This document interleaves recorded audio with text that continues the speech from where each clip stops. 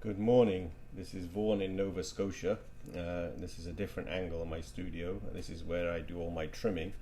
I got my various chucks on the wall there when I don't use my Giffin Grip, and a lot of different trimming tools and stuff, so you can see those. But I'm going to trim those jars that we did the other day, the lidded jars, which I spent yesterday putting little bird sculptures on, and so I trimmed the lids yesterday, and now I'm going to trim the bottoms today to show you how I do some trimming and some chattering. So enjoy, and here we go.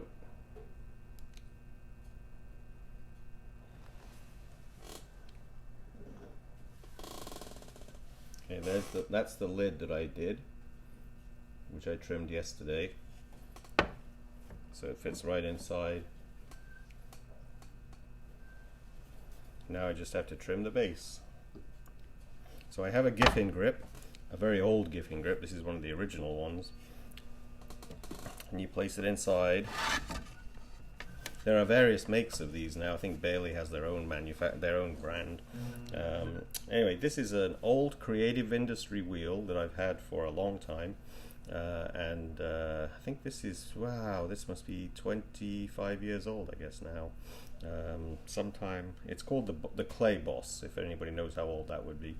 Alright, so the little arms grip the actual pot, and then you trim. This is my favorite tool, the one I'm using here. It's a Kemper tool R2, if you're interested. This makes a lot of noise, this wheel.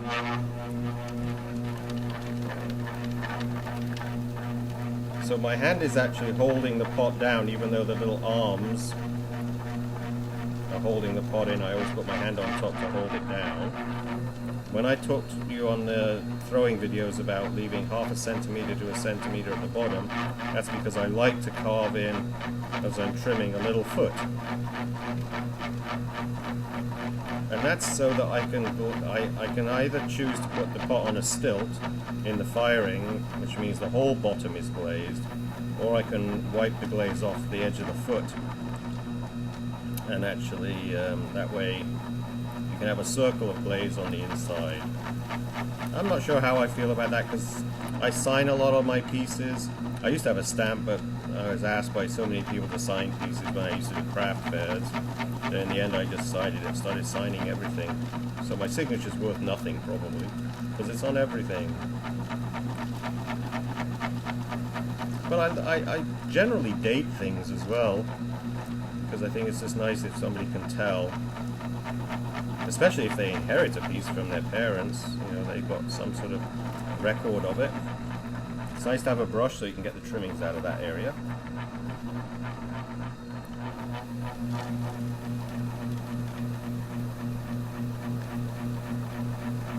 So I trim at full speed.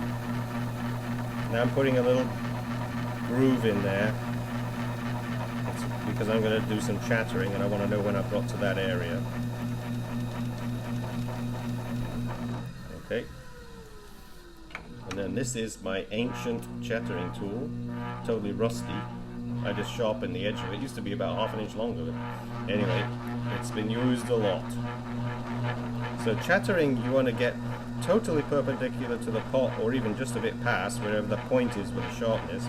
And then you basically let the tool vibrate, full speed. And now you can hear it.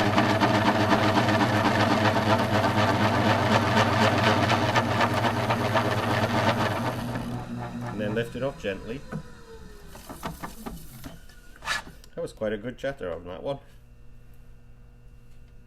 You see it? So the tool vibrates up and down, and so it's very important that the clay has a certain firmness when you chatter the pieces. And you can also, if you decide to do something, turn it the other way up. I don't trim the inside, but you know, I've got this kind of area here. I might want to put an extra groove in there. All of this stuff catches the glaze.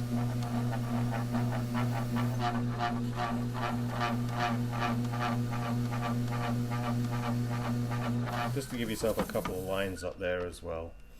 So there's like 2 areas there where I'll be able to catch the glaze and it'll look a little darker. And then the lid goes on top.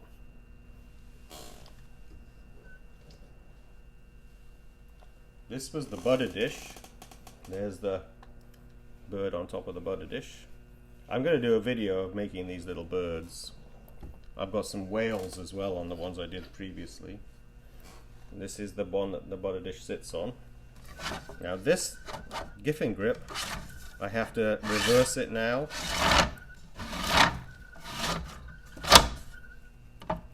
Turn these round. Actually, no, I think I'll be able to. Let's see whether it does fit on there. Sometimes it will fit the same way. Oh yeah, it will. That's good. I thought they'd be too high, but they're not.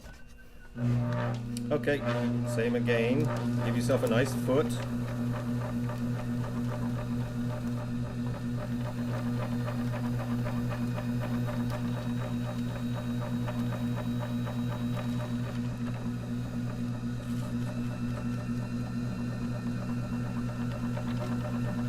I'm not holding it down in the center at the moment because this is so flat anyway.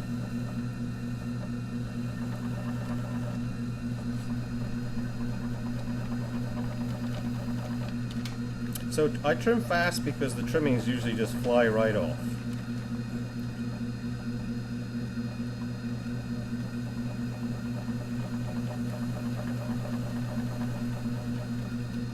There we go.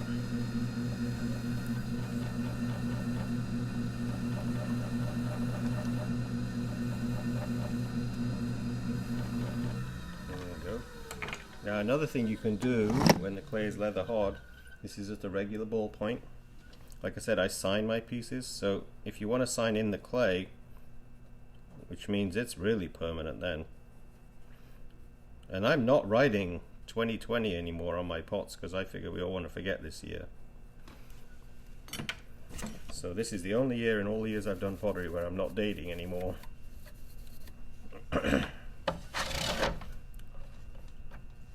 Get the trimming marks off. There you go. I think you can see that. Now let's see if this sits on there nicely. Yeah, it's quite tight. Yeah, that is pretty tight. It goes on nicely, but by the time I get glaze on there, I think that might be a little tight. So let's see whether I can.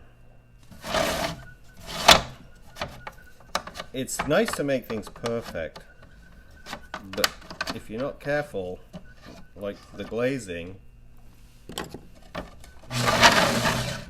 can actually thicken the area and make it so that lid won't fit. So all I'm going to do is knock just an edge off that, because it seemed to fit okay at the bottom, but I think that was a little bit close on the inside. So when you throw them with the calipers,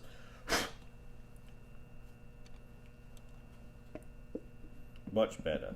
Yeah, okay.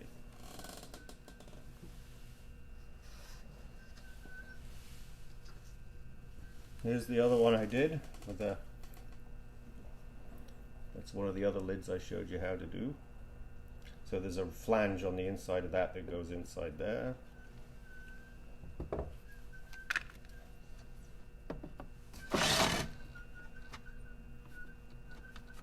So trim the foot again. It's not quite full speed, but it's going really fast. So the trimmings can fly right off. Trying to put that edge with the tool for a groove there.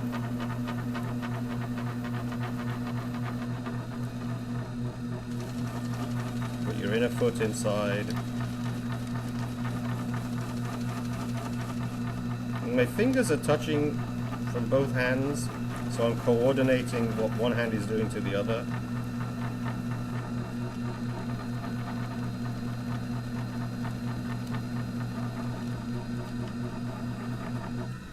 Feels nice. And here's another way I actually flute. It's called fluting, and if you're careful, now this is being gripped, I hope. And you'll get, this takes a little getting used to. but you simply carving down with your trimming tool at an angle. You can do it straight down if you want to. I think there's more energy when it actually goes down at an angle to make like this wave look. And then I flick at the bottom there a little bit, so I always just tighten that up just a touch. And then the foot where I may have caught it, I'll just tighten that up a little bit.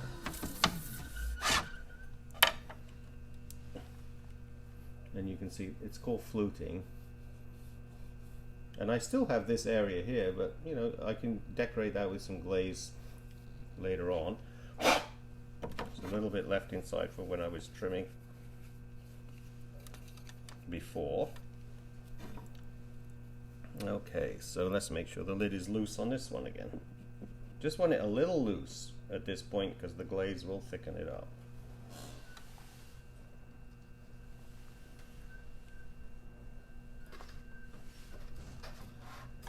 I have another wheel right here. I'm very lucky. I always thought a man can never have too many sheds or potter's wheels. Let's see this one here. There's another little bird lid. That was another one that flange goes inside, and that's just about, it's tight but not, there's a little rattle.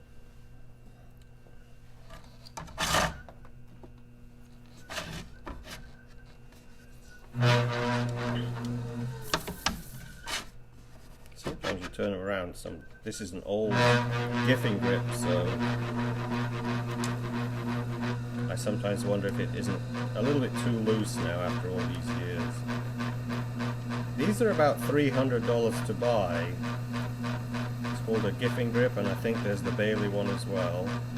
And it is a lot to spend on something, but it speeds up. If you have a production studio where you have to make pieces fairly fast, this definitely speeds things up a little bit.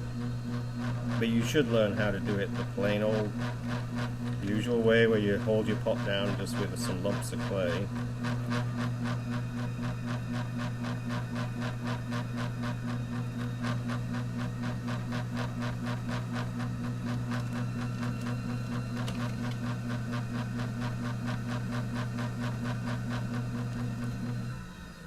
I use my finger to kind of smooth the clay over as it's turning. Gotta be careful not to press too hard. Now this is the underside of the pot, so it's like it won't really be seen very much, but it's still nice to just do something to catch the glaze. So here you go, chattering.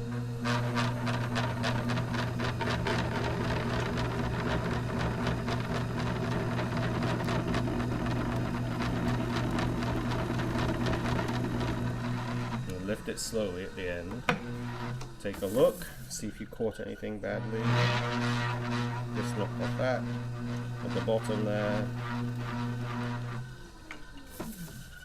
And if there's any little bits left on there, you can just brush them off. There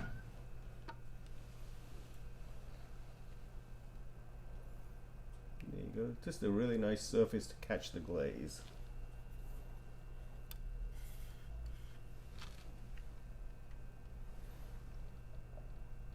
That's a very shallow pot.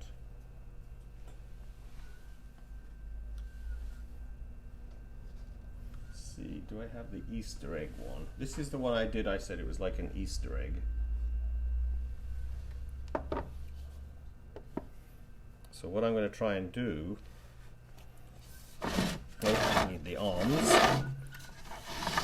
So you rotate it, turning them around again so you can use the arms. And there are different heights of these arms.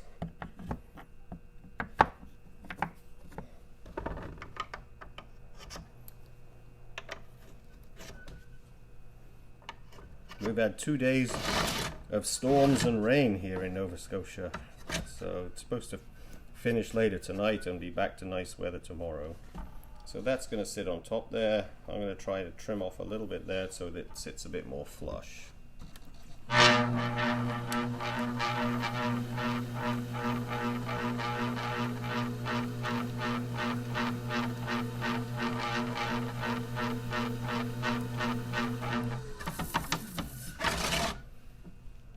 See, I think that's wobbling a little bit, so let's turn it that way up.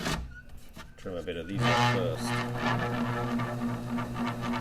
This was the very first one I threw, remember, when I was doing that video on lids. And this one started to sink a little bit while I was throwing, so that's why there's a little up and down movement there.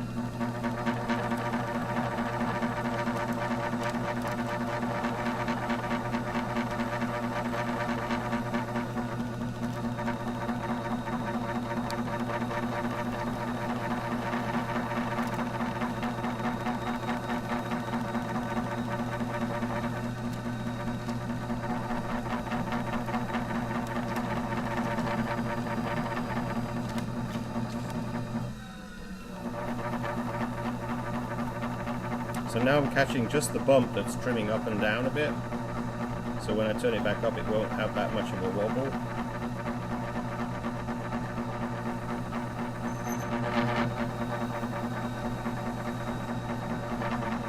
And I know I saw a video of somebody throwing a pot that had a bit of a wobble the other day. And he said, well, it only wobbles when it's spinning. So if there's a little wobble on something, you won't even notice it when it's actually stationary. Now let's see if this actually sits a bit nicer.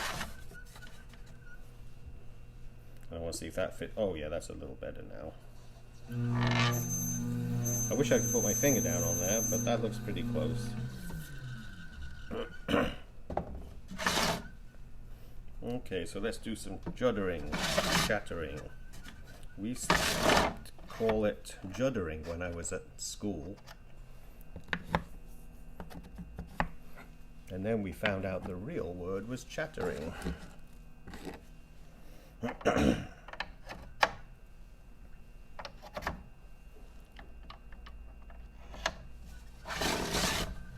that nice? It just centers instantly. So I'll give myself that line.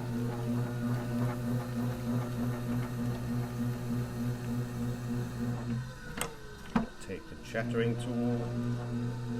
I always sharpen these just before I use them.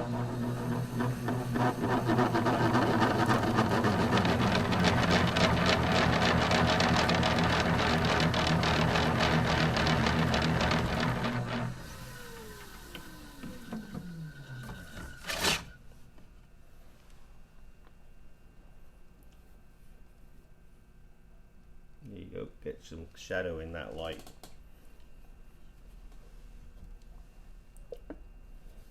Alright, so another lidded jar.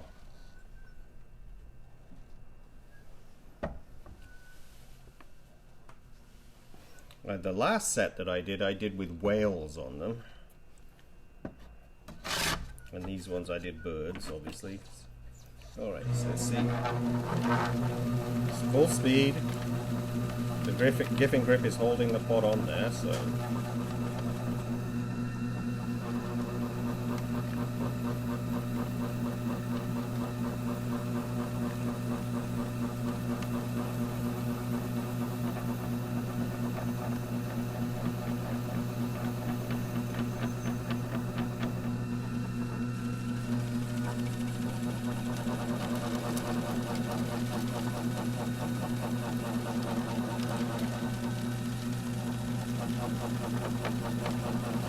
Never try turning the inside here unless you know how thick it is either. I am pretty consistent at leaving half a centimeter to a centimeter at the bottom of every pot, so I know I can trim down about 3 or 4 millimeters.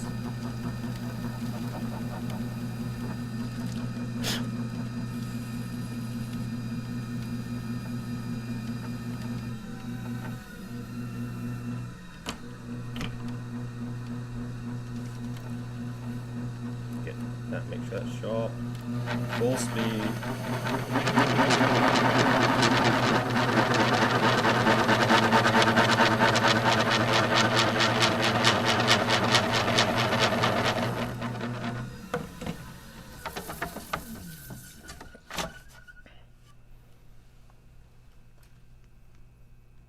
There you go. Nice little chattering.